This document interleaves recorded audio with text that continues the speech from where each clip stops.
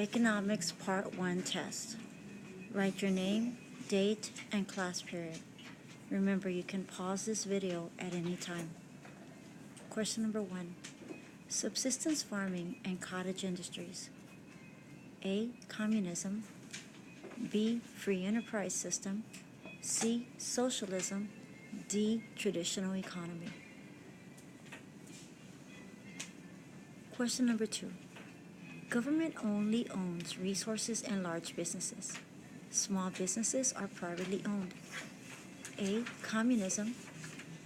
B. Free enterprise system. C. Socialism. D. Traditional economy. Question number 3. Usually found in a rural, non-industrialized area. A. Communism. B. Free enterprise system.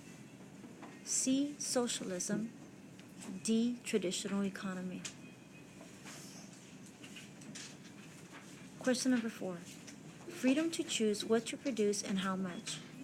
A. Communism. B. Free enterprise system. C. Socialism. D. Traditional economy. Question number 5. Government controls and operates all businesses. A. Communism. B. Free enterprise system. C. Socialism. D. Traditional economy. Question number 6. No private property, no trade with outsiders. A. Communism. B. Free enterprise system. C. Socialism. D. Traditional economy. Question number 7. Prices are determined by supply and demand. Profit is the main goal. A. Communism. B. Free enterprise system. C. Socialism. D. Traditional economy.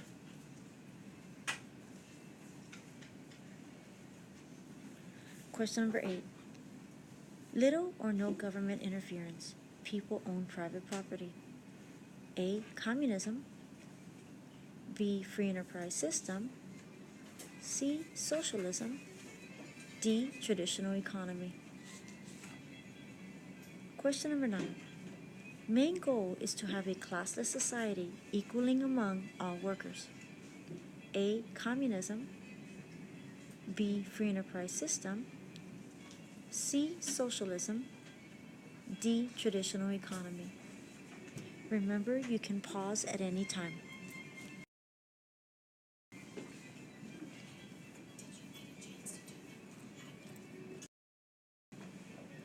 Question number 10. In which economic system would you expect the largest selection of goods bought by consumers? A. Communism. B. Free enterprise. C. Socialism. D. Traditional. Question number 11. Which economic system has production based on customs and traditions? A. Communism. B. Free enterprise. C. Socialism. D. Traditional. Question number 12. The study of how people choose to use limited or scarce resources in attempting to satisfy their unlimited wants is called A. Scarcity. B. Economics. C. Wants. D. Supply. Question number 13. Which of the following best describes subsistence farming in a traditional economy? A. Children and adults work in both farms and factories. B. Farmers compete with each other in producing cash crops. C. The government decides which crops to grow and which livestock to raise. D. Farmers grow just enough crops for their family to eat and survive. Question number 14. Which group has the greatest influence on which goods and services are provided in a communist economy? A. Business owners. B. Farmers. C. Consumers. D. Government leaders. Which of the following would be the best heading or title for the list above? A. Supply and demand is essential in production of goods. B. Business owners' main goal is to make profits. C. Entrepreneurs come up with new ideas for businesses. Your answer choices are A. Factors of production, B. Features of the free enterprise system, C. Characteristics of cottage industries, or D. Communism characteristics. Remember, you can pause at any time. Question number 16. Which of the following characteristics would be found in a socialist economy? A. Little or no government interference in the decisions of the economy. B. All economic decisions are made by the government and leaders. C. Government owns the major businesses and small businesses are owned by private citizens. Or D. The family and community traditions and customs influence all economic decisions. Question number 17.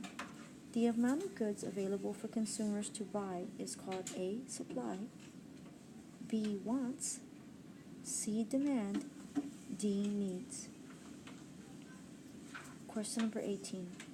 The movement of goods is called A. Demand, B. Services, C. Distribution, D. Wants.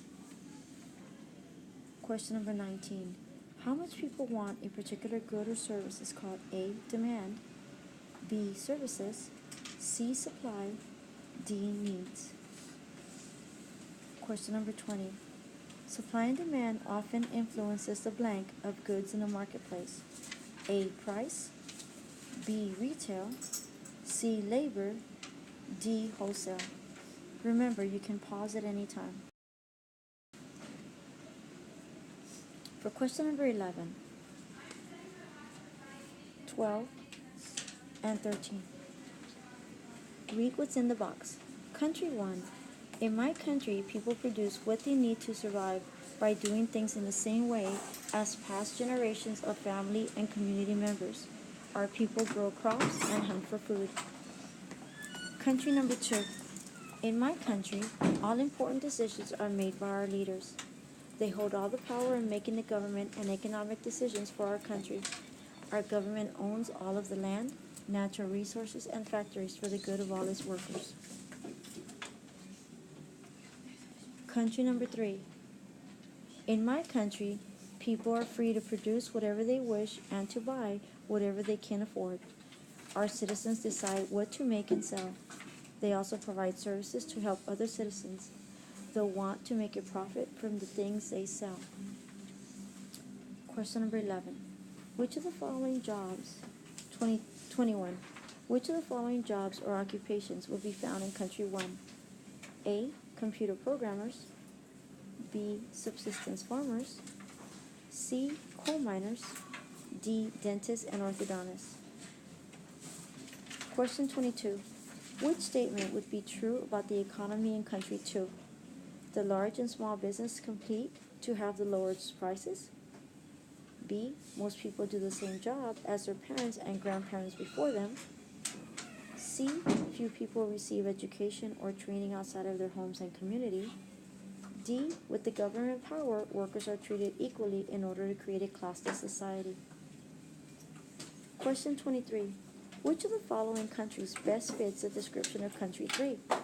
A. China, B. Israel, C. North Korea, D. United States. Question 24. The making of goods is called A. Production, B. Services, C. Profit, D. Retail. Remember to circle in your answers. If you have already circled and changed your mind, please make sure you erase it properly. Double check your answers and good luck.